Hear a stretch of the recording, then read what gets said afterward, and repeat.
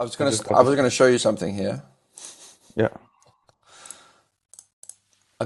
I contacted my employer saying like I can't see how much I'm spending. It says you're seeing the free plan because I'm using the cloud API. So if I go to settings usage,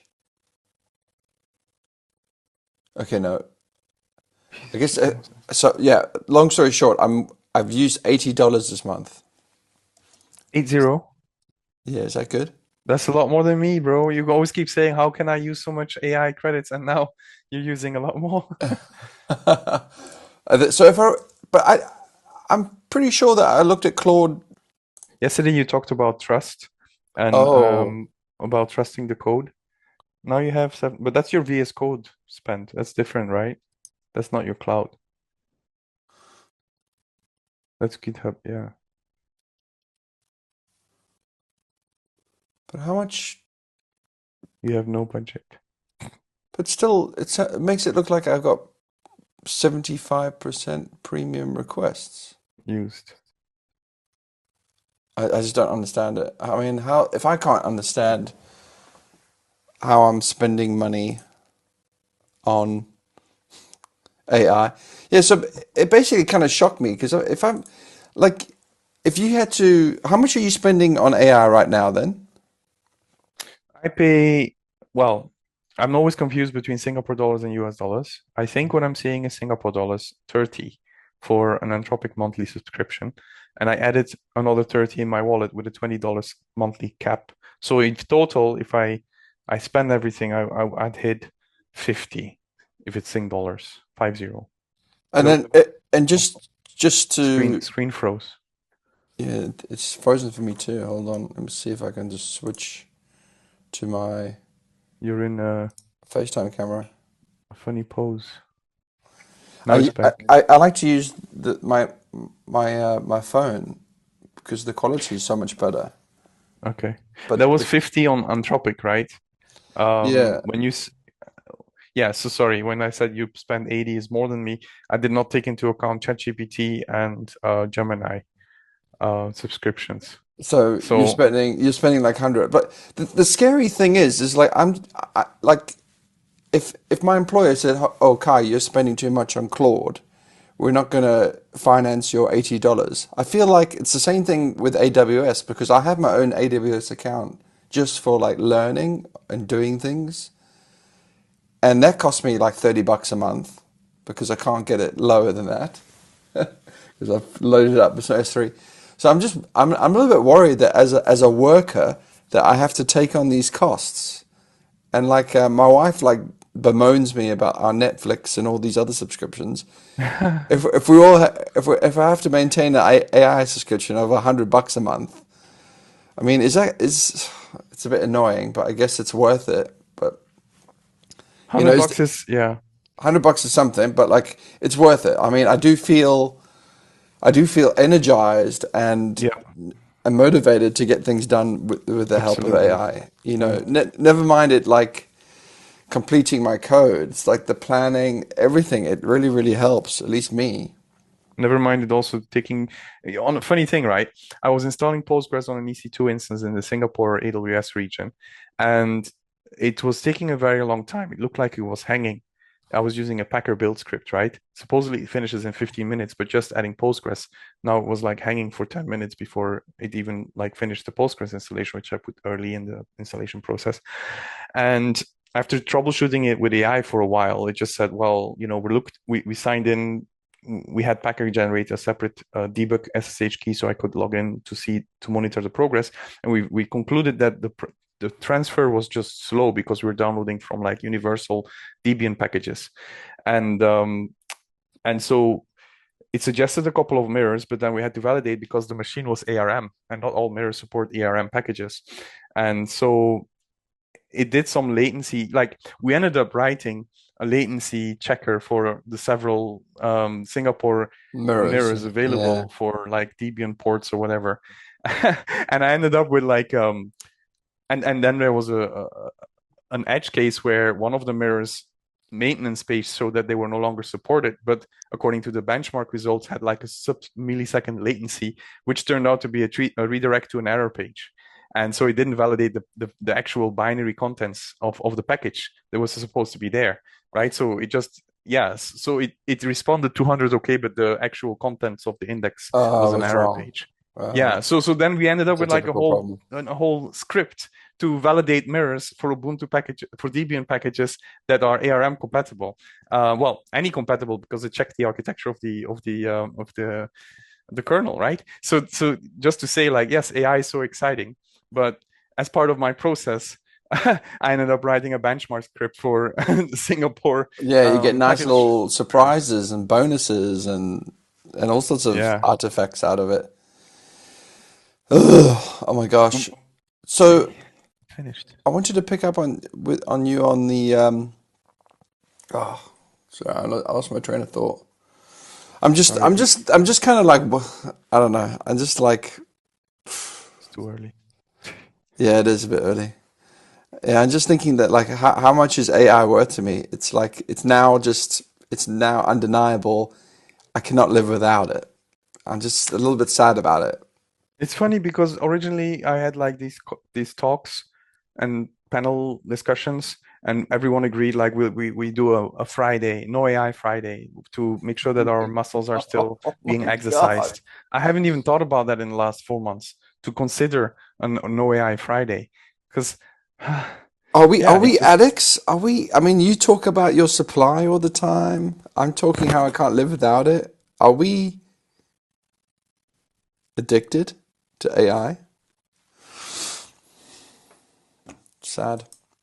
is it? I don't think it's that. I think the amount of output, and I don't think it's illusionary output as well. I think it's real output. There's 100% sure that I couldn't do what I've built today without the assistance and also the motivation that it gives you, because no matter what you come up with, it will come up with like something that looks plausible. And then sunken cost fallacy, once you're down the road, you just persist until it's there. And then you need AI to get you out. Yeah, but when I was saying costs for AI, and I think like entertainment subscription is similar, right? Actually, like my ChatGPT is the good thing about OpenAI is it's completely shared with my family. Maybe it's not good that my son is using it all the time because he's literally giving like verbatim assignments. Like here's a story, analyze the for literature, like Yeah, analyze the I got my wife using Claude, mm, and right, the same.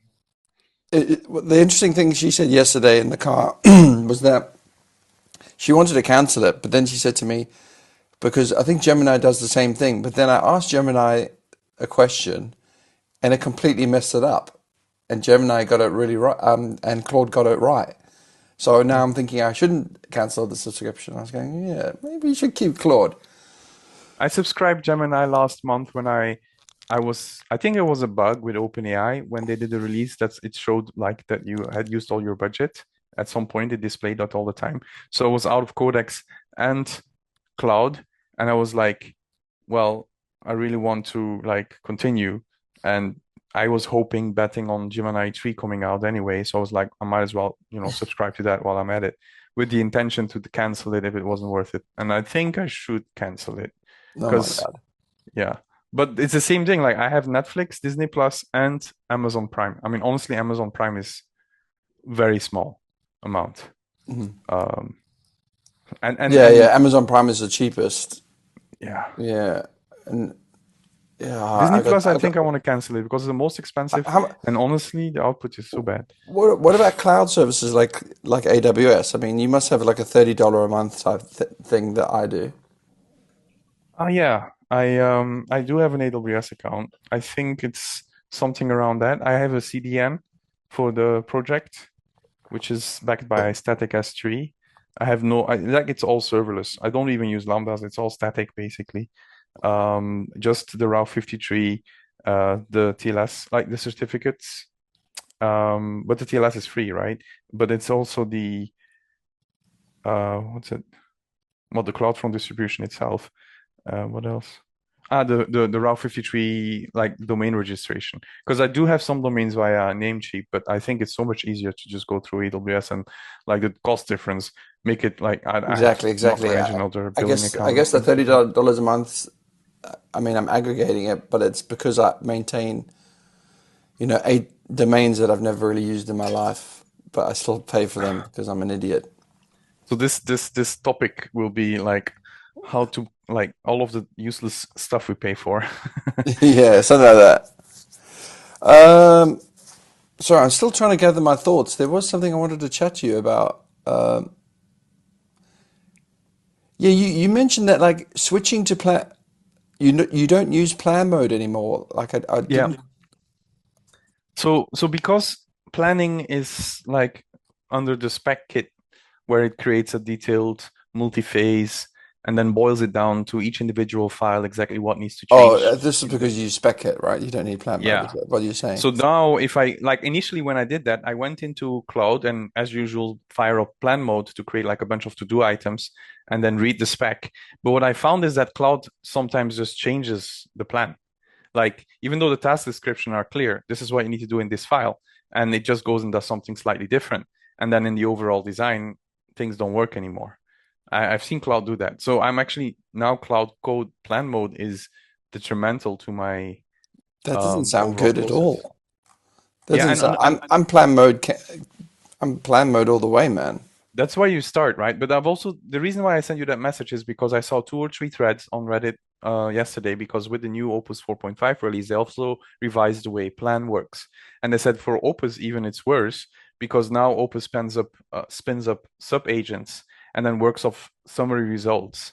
And as a result, doesn't get like as good a plan anymore. So people are complaining But that currently the Opus plan is mode like is even a worse. better planning model, isn't it?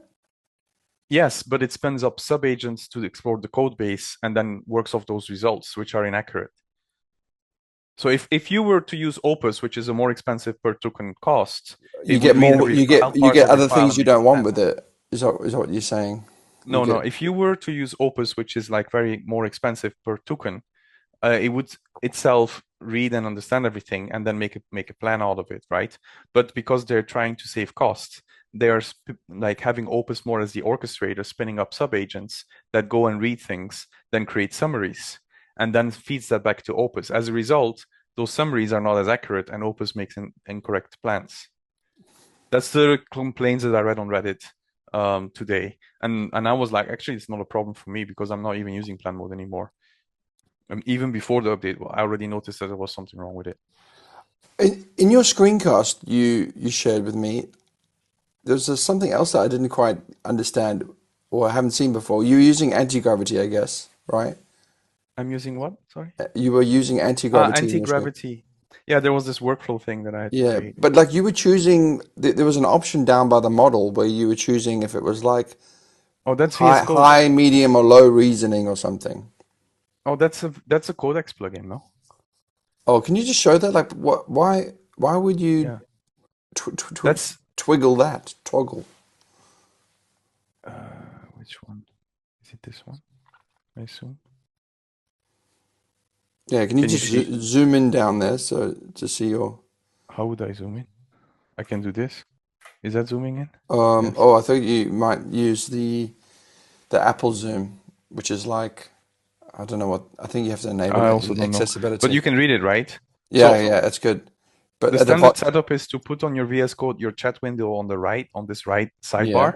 yeah, yeah, And by default, you will get your Visual Studio Code um, here, right? And you can choose yeah, codecs. yeah, Those are the ones that you get with your Copilot subscription, yeah. And correct? I'm locked into 4.5, that's for sure.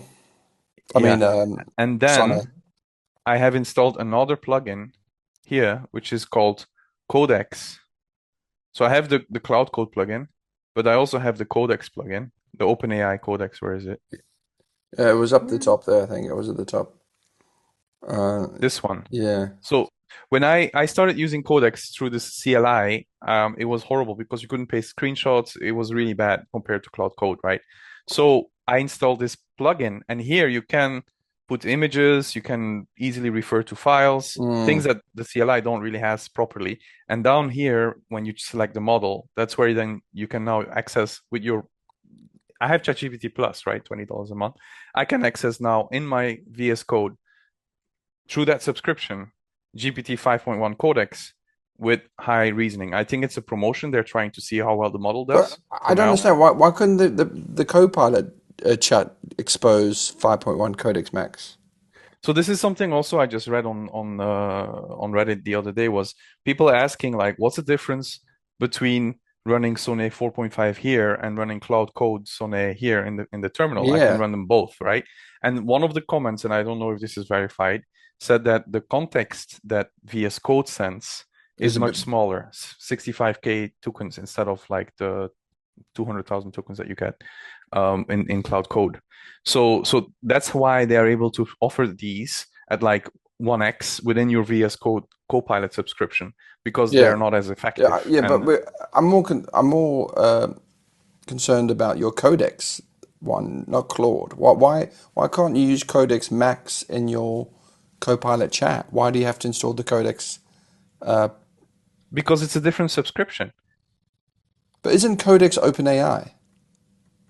And isn't my, Yes, but and that's owned by Microsoft pretty much yeah, but I'm nowadays. paying. It's different if you pay Microsoft VS Code, and OpenAI is still its own entity, right? They have a partnership and an investment from Oh, I see. Microsoft. I But that thought there was. I I assume there'd be some really tight integration no, because it is. no, Microsoft is a customer of OpenAI, like a partner, and they Oh, I get see. access to some models. Because it is a bit of a like a maze to. I mean, you must spend half your day working out which extension, which optimization, which thing to use to get the best out of your subscription. It's a Mm, nightmare if you're in like a corporate environment. I think it's I'm more not like even allowed to install extension. I think. corporate environments I'm not talking about, and I'm on a corporate laptop actually, but luckily they have not locked that down. And this VS Code subscription is through the GitHub organization. I used to have my own, but I canceled it. And then the company Okay. has seats, right? So this one is controlled by the company, and Okay. it can see how much each of us is using. This one is my personal codex, which obviously, if I work on company source code, that would probably not be acceptable. That I am using my personal codex with Yeah. like the Yeah. OpenAI Plus subscription versus the VS Code agreed like part of the GitHub organizations with all Right. of the Right. things that we Right. discussed Yeah. that I'm they just provide, using the right? chat. But in But terms of like Then you spending a have Claude in the day to mix, of learn course. how to set up your workflow, I installed this Codex plugin the moment they announced it. Like, hey, we have a Codex plugin, and that's it. Mm. Like, I added that in. I saw that I could paste screenshots, and I was like, hey, that's I like that more. And I go between the Codex CLI and the plugin, however I feel like. And like I said, most of my workflow is Cloud Code. But then sometimes because I look at my usage here and I say, oops, I'm close to my weekly or whatever, then I start like, can I not do some of these tasks with Codex instead? Mm. Yeah, that's it I really. think maybe it was like some sort of FUD, but I saw a news article or tweet that evidently OpenAI is giving free AI OpenAI to India or something crazy. Did you read that, or am I just racist? Pled the sixth on both, or is it the fifth? uh, no, but that would mean that if I re-answer it, incriminate myself. That's not what I meant. But anyway, what Yeah, I I want found to it. I found it. Um, I mean, it's something. I guess. I mean, I think it's a little bit unfair to offer a whole country something that we ordinarily have to pay for. well, how is your salary compared to? I don't think it's unfair. Oh, for Christ's sake, you're gonna. Okay, so whole India gets OpenAI. Why not? Um, As okay. long as it's confirmed that they're in India. You should, you have to cut that out. What do you mean? As long as it's confirmed. No, no, never mind. I didn't say I mean, anything. you should move. I mean, I'm just thinking that, like in a You're dystopian gonna get future, a YouTube strike that on you. Vincent moves to India just because he's addicted to his Codex subscription, and this is the only way it can be sustainable. I don't see it as an addiction. It's more like an ambition of, yeah, it's about upskilling myself, building something real, not just like a toy project. And and honestly, I often ask myself, why do I spend time on doing this when I could just, do my work and then go to the beach in Vietnam and kite surf, you know? So Yeah, so it's more an ambition because how much like how much time do we have left to yeah, realize these maximize. things? Yeah, yeah, yeah. That's one thing. I mean, moving to England 2 years ago has been a huge culture shock to me because there's a lot of people in England and probably Europe who work like 4 days a week. I'm like, dude, you're in your freaking prime. It's your obligation to your family and to you to work as hard as possible to maximize everything so that you can, retire early if anything. And then I go, Retire no, with the no, broken no. back and inability to walk properly anymore and not enjoy the time with your kids. I mean, there's a good reason why I really like Scandinavian countries when I work there because Oh no, so sharp. you're going to tell me no, we actually should be working 4 days a week, and that's why we use AI. Uh, I mean, I'm saying that, right?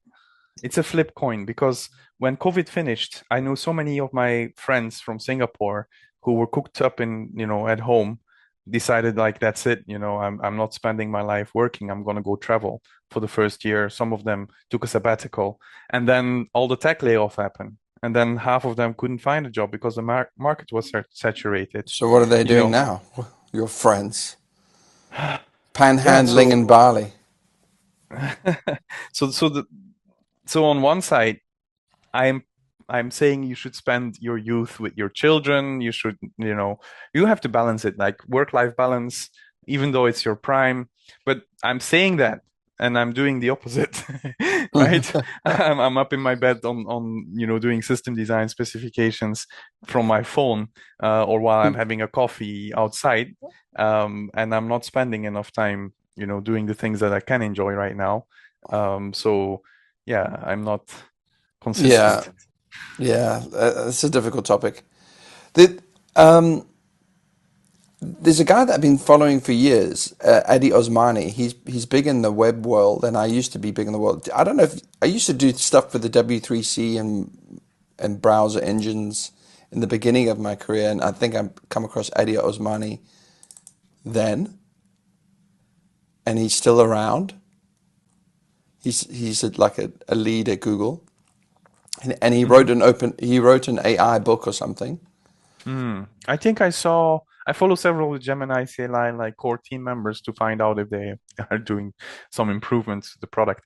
And I think I saw somebody share this like Gemini CLI things as well, which I was like, I'm gonna have to look at it. But then, I mean, most of these are like, oh, this is Cloud Yeah, I Code know about Classic. that. You know about that. This is like use Claude, Yeah, create custom Cloud does it commands. so I mean, much this better. create custom commands. Okay, yeah, yeah, we know about that. To be honest, I'm not, as I pointed out yesterday, I don't like things polluting my command space. I'd rather use the way that Claude, the way that you trigger an agent or a skill in Claude is just by text, by the prompt, and it works reliably. I never get the feeling that, oh no, it's not triggering the That's right MCP or That's the weird thing skill. about using these tools is that we are used to find menus and buttons to click on. Whereas right now in words, we say something and that kind of triggers the LLM to go Yeah, like, oh, and you can see that it triggered I it. haven't. Yeah, but the thing is like they have this thing of agents, right? But you don't really know, like, oh, great, there's agents, and sometimes it's like decides to use it.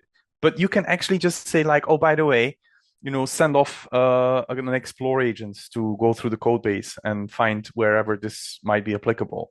And it just spawns an agent and does that. Like, there's no button to click, right? Yeah, yeah. What's I the mean, words that I use to for trigger me, this in that behavior? one time, I use agents to dependabot merge everything in my 300 repos. It worked really well. Um, But I want to kind of tie it into that because I share with you something that I saw in the change log of Cloud Code, and they said they improved the Ask User Input tool. And I was like, oh, so that's the thing it's called. It's like Ask User Question tool to auto submit single select questions on the last question and so on. Right? oh, yeah, Right. yeah. So when I saw the name of the tool, now I suddenly like have maybe like Sone will know that if the user says something or might ask me Mm. a question about this, it will automatically So find you the know tool. how to use it. Yeah, Yeah, just there's a lot of learning here, like just to know when an agent is spinning, knowing that you can you're in plan mode, so you can get the prompts, knowing the dialogue for an MCP call. there's a lot of learning and unlearning. Okay, okay, Because I saw somebody on Reddit complain like the latest update on the plan mode behavior has broken my workflow. And I'm like, yeah, who cares? I mean, that's part of your job, not only to know how to phrase things to trigger the behavior that you want to see in the model, but also mm, realize that that behavior is no longer the most efficient and change the way that you prompt the model. So yeah. learning and unlearning, which is why it constantly changes, you know. I can see some people struggling with this. I mean, I can see some anyway. So tip three, use MCP. We all know about that stuff. I think it's Leverage. struggling because of the non-determinism, right? Because supposedly everything is perfect, and when you say something, it's going to act the way you expect it to work. The Yeah, problem is, like what I just noticed here, it's triggering on the tabs being in the Golang file as an indentation, and then it's update tool not working, and then it sometimes goes to our I'm going to do an here doc with a cat, or I'm going to use Python to update the file. And I was like, yeah. what? Stop, Ah! stop. Yeah, I mean, I can see some people struggling. Maybe I'm just belittling some of the people I've come in Worked contact with. with, but but I can Sit next see to, as being very specific. I can see some people struggling, but maybe it's a skill we can all learn. Okay, tip four. I think what leverage memory addition. So I think I'm when someone says memory, I'm thinking beads already.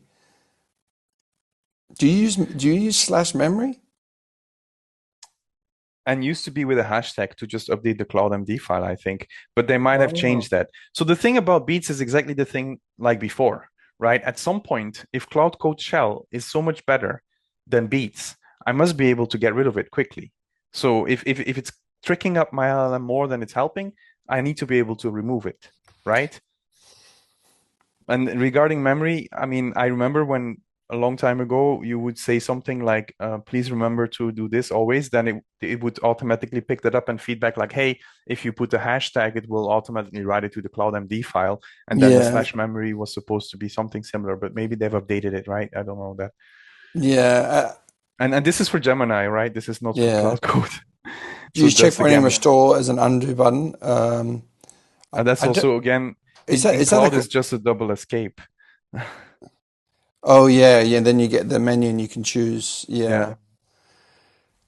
I use it a few times. I mean Actually, it's I love it. this applies to Claude. Well, tip six, it, read Google Docs. I think So so Claude Desktop could do this. I noticed that it integrates quite well in my and wife's actually setup. Opus 4.5 has been significantly improved around doing those multi-flows where it goes across documents. I never do that because I do coding tasks and I don't have to deal with Google Docs. But a lot of the Anthropic examples on their blog posts related to Opus 4.5 is the token usage effectiveness of Opus 4.5 when doing these tasks. Um, and Mm.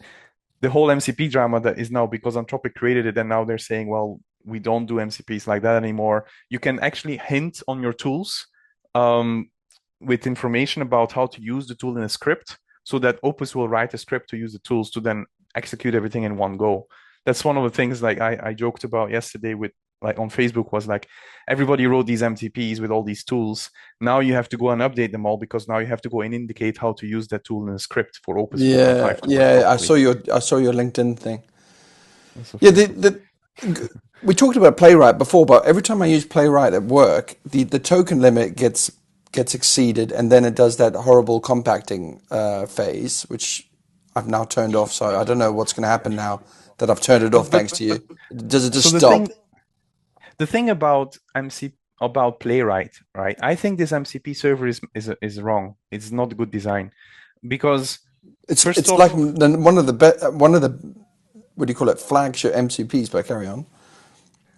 well, to me, after after adding Playwright scripts to my API with a web app to go through the flows, user flows, log in, get redirected to Keycloak, sign in, get back to the app, then validate that you can do this but not that, if depending on your group membership and things like that. This type of user flows very hard to test with integration testing, Golang or something like that, right? Because you need to parse the response from Keycloak to find the session token or the whatever. It's complicated. So um, after building those playwrights flows, I was really impressed with Playwright because what you get is a full trace of screenshots, context. Like this is what the it has like this YAML representation of a web page of the tree of the like the DOM, the document object model of What? what are the different elements and how they're nested and what their How did IDs you are. see this YAML? Does it spit it You out see or it so? also if you use the DevTools Chrome MCP when you're doing like you wanted to investigate some problem in your web app, it can launch Chrome, which is way lighter than than Playwright itself because Playwright requires a plugin, but Chrome can run on its own with the Chrome MCP. So I like that one. And it can launch it, and then the LLM will say, okay, I take a snapshot and it shows you like a YAML document tree. And then when it sees like, let me check the response from the API server, it goes to the JavaScript console in the browser and runs a small script that uses the React app state and does a query like, hey, I have this session token and everything, and then boom, it does the query from within the console, which is way more powerful than what you can do just within the terminal, right? So this type of Mm-hmm. actions, amazing for like live troubleshoot. Yes, it's going to eat your tokens, and I Yeah. think they made some Yeah, updates on that as I well. use Playwright with an existing browser, so that has all my tokens and all that stuff. I didn't But then even. what I think the mistake is of this MCP, Playwright MCP server to drive a browser, which is like send the message to the browser, get the response, then send the whole conversation to the API to then generate the next step, which is your context window, then send the message to the browser, get the response, append it, then send the whole thing I back. agree. You're going to It's a burn your nightmare. It's a tokens, right? nightmare.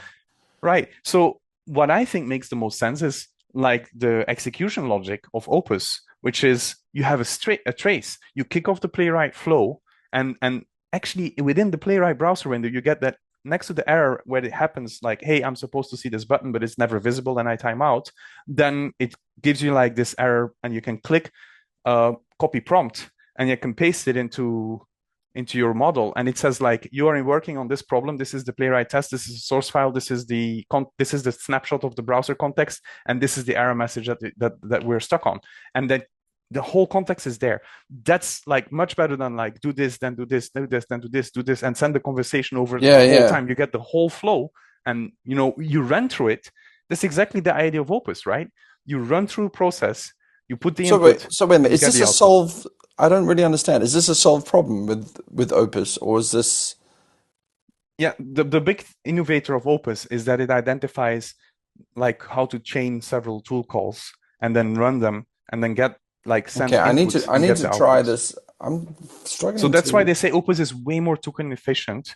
Opus 4.5 is way more token efficient and bottom line cheaper than Sonnet 4.5. So If you can, if the model can really be efficient with its tokens, but it has to and fit the use case, I I think. thought we started the conversation saying that the Playwright MCP sucks. So the Playwright Yes, MCP can just stay as it is, and Opus can basically no, compensate.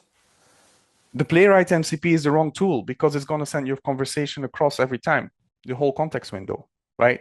It's going to do a next tool execution, get a little bit more appended to the context, send everything over, and then Yeah, send back response tokens appended to yeah. the But how context. do I set up So the Opus so that? MCP server is bad. The actual ability to run traces and capture the trace is good because that's the concept of a full execution and get the result of that execution, not do every individual call and send the Okay. conversation over every time. You see the difference, right? Yeah, but what are my practical steps to get my playwright flows more efficient then? Use Opus. Uh, well, so what you said earlier was kind of correct because you said like Opus will fix it because it should be able to chain those MCP tool calls and then do the whole flow and get the output. But I don't know that. But what Okay, I do know is I that gotta I have a prefer play.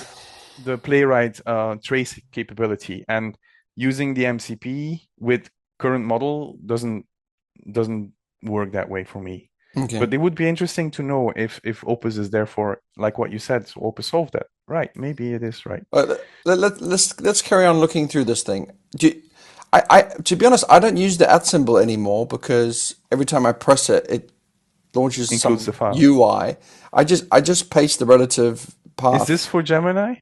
Yeah, but I think For the same works. Gemini, This works in Claude, I think. yeah. But in Cloud, it just like drops down the file list, and then you just tap complete the file, and Yeah, then it kind of like sends the I'm file used context to like immediately. copying relative path from VS Code and just pasting it in. So for a while, and I'm not sure who, I think it's Gemini doing this. When you relative copy relative path, when you paste in Gemini, it adds the symbol on its own Oh, really? in the Gemini CLI. Yes. I don't So see the if you copy point. a relative file, it actually like creates it as include this file in the query because you're gonna need it anyway, which I don't fully agree with. Sometimes I remove the at sign and I say and go through this file bit by bit if you need it. Like search for these strings and then go through it. I don't want to send the whole file, right? Uh, Because I have a feeling if you you're a put the micro. at sign, I mean, this to me here is an anti-pattern because, like, the minute I do something like this, I feel AI is just going to do some really crazy answer. Like, I feel like some people. Okay, I'm I not see trying the to. biggest I'm not problem trying to. there. I'm not trying to like identify my colleagues, but some people don't know about diff, and it's kind of scary. And What like, I they was should be gonna using say, diff to see the changes. They should not be doing something like this. I was gonna say the biggest problem there is the extension. It's a Python file. Okay, next. On the fly tool creation. What the hell is that? Um, don't know. I don't know what that. Do you know what that is? Sorry, my mother's up. It can use its coding abilities to fabricate new ones as needed. Oh, Huh. I think it's like creating. Oh yeah, like in I'll Claude. write a Python script to parse it. Yeah, like Claude Skills has this Yeah. directory where you dump in scripts which can help it do its thing. I think it's alluding to that. Yeah, and which is I think very valid. Use Which is kind of like related to the blog post again, right? Where they can create the scripts to do the work and then just put pass in the input and then see the output without having to pass the full context across each time, and so you save tokens that way. Yeah. use Gemini CLI. Okay, well, it's just like using YOLO mode. Okay, this is all boring stuff. I never do things like this. I don't. I haven't, but like I know about um it. Specit, I thought Specit had some scenarios where it told Oh, inside the prompt to say give me a run second. a sub agent My son with is this here. prompt. Charlie. Charlie Okay, says, hold on. Oh God. Unfortunately, this is the time I need to help my kids take them get to to school. school. Yeah. Anyway, I thought it was a good chat. Maybe I can merge the two that we had and Yeah, hopefully maybe make we it can cut entertaining. out some things. All right. Um, See See ya. you.